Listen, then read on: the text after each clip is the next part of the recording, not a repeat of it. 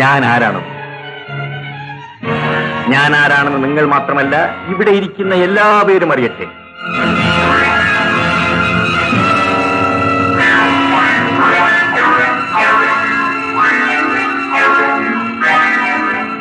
നിങ്ങൾ എല്ലാവരും അറിയണം ഈ കൊലച്ചെടി.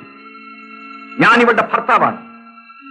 ഞാനില്ലാത്ത നേരം നോക്കി ഭീഷണിപ്പെടുത്തി എന്റെ സമ്മതമില്ലാതെ ബലാത്കാരമായി ഈ നിൽക്കുന്ന മനുഷ്യന്റെ മകന് സ്വത്ത് മോഹിച്ച് എന്റെ ഭാര്യയെ കെട്ടിക്കൊടുക്കാനൊരുങ്ങിയ ഈ മനുഷ്യനോട് നിങ്ങൾക്കാർക്കും ഒന്നും പറയാനില്ലേ? ഇത് ധർമ്മമാണോ?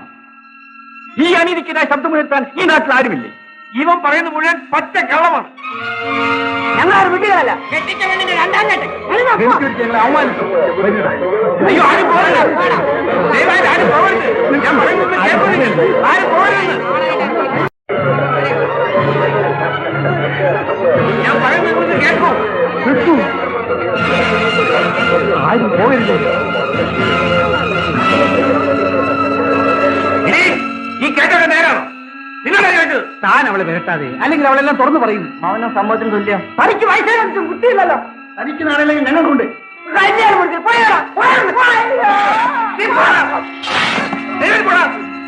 പിന്നെ ഇനി ഈ വിരട്ടിലൊന്നും ഇവിടെ നടക്കാൻ പോകുന്നില്ല. നിങ്ങൾ ഇവരുടെ അമ്മാവനായതുകൊണ്ട് ഞാനിപ്പോ ക്ഷമിച്ചിരിക്കുന്നു. പടി.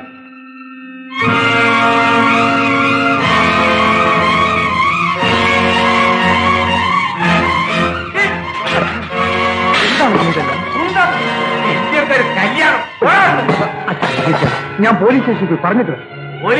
പോലീസ് എന്താ ചെയ്യാനുള്ള? ഓരോരുത്തർ വന്ന് കല്യാണം പറയാൻ മതിക്കുന്നു.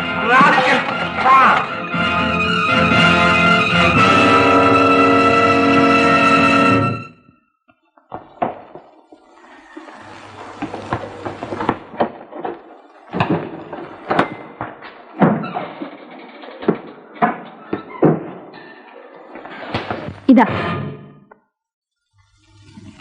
മനസ്സിലായില്ല.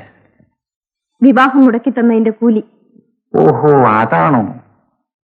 വാങ്ങിക്കാം. അതിനി ധാരാളം സമയമുണ്ടല്ലോ. ഇല്ല, വൈകിക്കണ്ട. അല്പം കൂടി ക്ഷമിക്കൂ. ആദ്യം ഈ സദ്യക്ക് ഒരുക്കിയതെല്ലാം വിളമ്പിയിട്ട് ഞാൻ വന്നേക്കാം.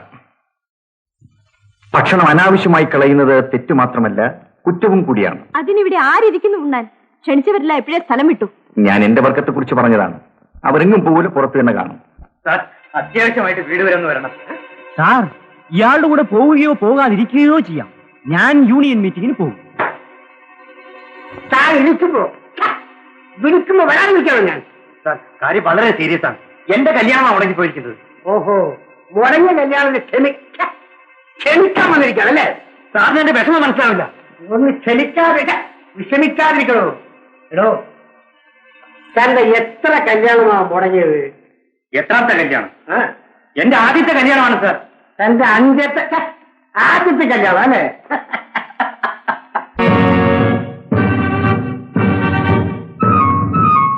എല്ലാം നല്ലവണ്ണം കഴിച്ചോ.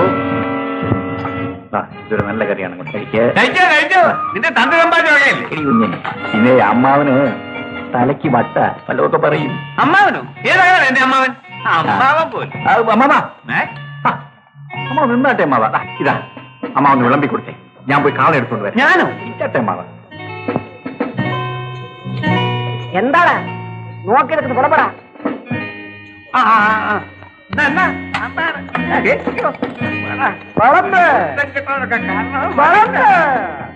വായിക്കുന്നത് ചീത്ത ഞാൻ കേൾക്കേണ്ടി വന്നിട്ട് അന്തരാണ്.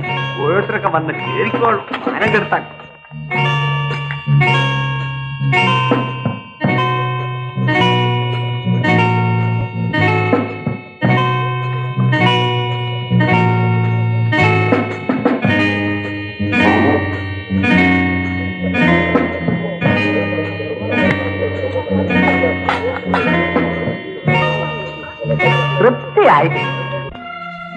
അമ്മയും മകളും കൂടി എന്നെ അപമാനിക്കായിരുന്നു അല്ലേ? ചേട്ടൻ എന്തൊക്കെയായി പറയുന്നത്? ചേട്ടന്റെ എല്ലാ ഇഷ്ടത്തിനും ഞാൻ സമ്മതിച്ചതല്ലേ? എന്റെ സ്വഭാവം നിനക്ക് നല്ലപോലെ അറിയാമല്ലോ. കഴിഞ്ഞ കാര്യങ്ങൾക്ക് ഓർമ്മയുണ്ടല്ലോ. കഴിഞ്ഞ കാര്യങ്ങൾ എല്ലാവരും ഓർമ്മിക്കുന്നത് നല്ലതാണ്. വിരട്ടാതെ അമ്മാവ. അമ്മാവ ഇതാരാ? ഉഷയുടെ അമ്മ. ഉഷ ആരാ അമ്മാവ? ഉഷ എന്റെ ഭാര്യ. അപ്പൊ ഇത് എന്റെ അമ്മായി. നീ എന്നെ പഠിപ്പിക്കുകയാണ്. വിവരമില്ലെങ്കിൽ പഠിപ്പിക്കാതിരിക്കാൻ പറ്റുമോ? പിന്നെ പഴയതുപോലെ അമ്മായിയോട് തട്ടിക്കേറുന്നത് സൂക്ഷിച്ചു വേണം. ഇല്ലെങ്കിൽ ഞാൻ വന്ന സ്ഥലം പറയേണ്ടതായി വരും.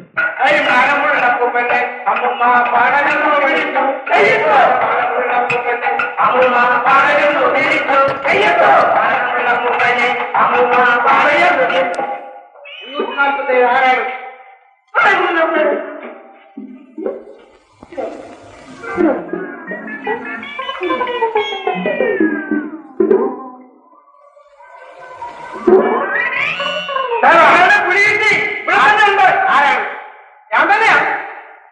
നിങ്ങളാ എന്നിട്ടാണ് അവിടെ കിടന്നിരിക്കുന്നത്? മറ്റുള്ളവരുടെ കാര്യം അന്വേഷിക്കുന്നതിനിടയിൽ എന്റെ കാര്യം അന്വേഷിക്കാൻ ഞാനങ്ങ് മറന്നുപോയി. ചെറുപ്പത്തിലേ ഉള്ള എന്റെ സ്വഭാവം അങ്ങനെ.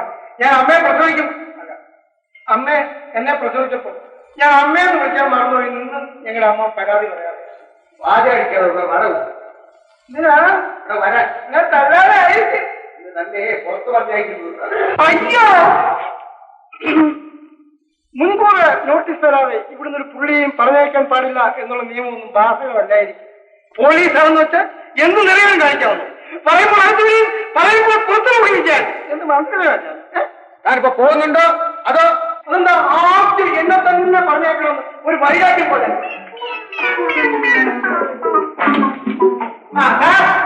നിർബന്ധമാണെങ്കിൽ ഞാൻ ഇങ്ങനെ പറഞ്ഞേക്കാം.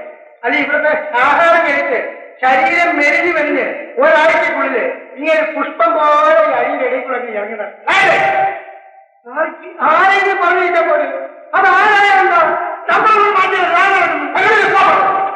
ഞാൻ പോയേക്കാം.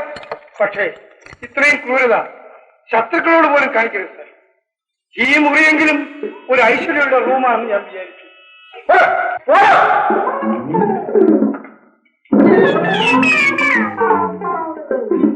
ഒന്ന് തൊട്ട് തൊഴുതിട്ട് പോട്ടെ. നീ മരുന്നുകാരെ വെച്ച് കേറാറുള്ളോ ഇല്ലയോ? ഞാൻ പോട്ടെ. ഇനി ഞാൻ വരും.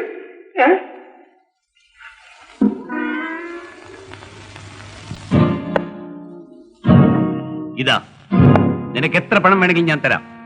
നീ ഇവിടുന്ന് പോണം. പണമോ? എനിക്കോ? നീ വെറുതെ എന്നെ വിരൽ പിടിപ്പിക്കരുത്. അമ്മാവ, ഈ വീട് സ്വത്തുമൊക്കെ ആരുടേതാ? ഉഷയുടേത്. ഉഷ ആരമ്മാവ? ഉഷ എന്റെ ഭാര്യ. അപ്പൊ എന്റെ സ്വത്ത് എനിക്ക് തിരിച്ചു തരുന്നു. എന്താ ഇതിന്റെ ഒക്കെ അർത്ഥം?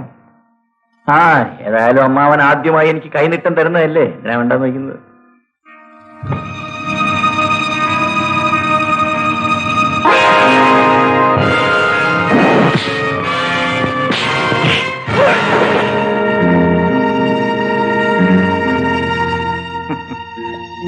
ചേടാ കൊച്ചനെ, മുതിർന്നവർ സംസാരിക്കുന്നിടത്ത് കൈത്തോക്ക് വെച്ച് കളിക്കരുത്. വിവരമില്ലെങ്കിൽ ദാ അമ്മാവനോട് ചോദിച്ചു നോക്ക്. അങ്ങേർക്കറിയാം ആർക്ക് എന്ത് എവിടെ വെച്ച് ചെയ്യണമെന്ന്. പിന്നെ ഞാൻ അടിച്ച കാര്യം ആരോടും പറയണ്ട, മറന്നേക്ക്.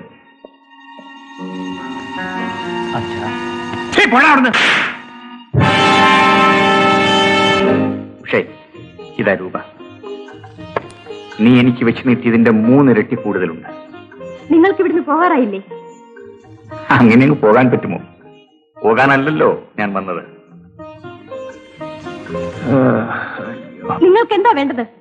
പിന്നെ എനിക്ക് സുഖമായി ഒന്ന് കിടന്ന് ഉറങ്ങണം. ഇവിടെയല്ല, പുറത്ത്.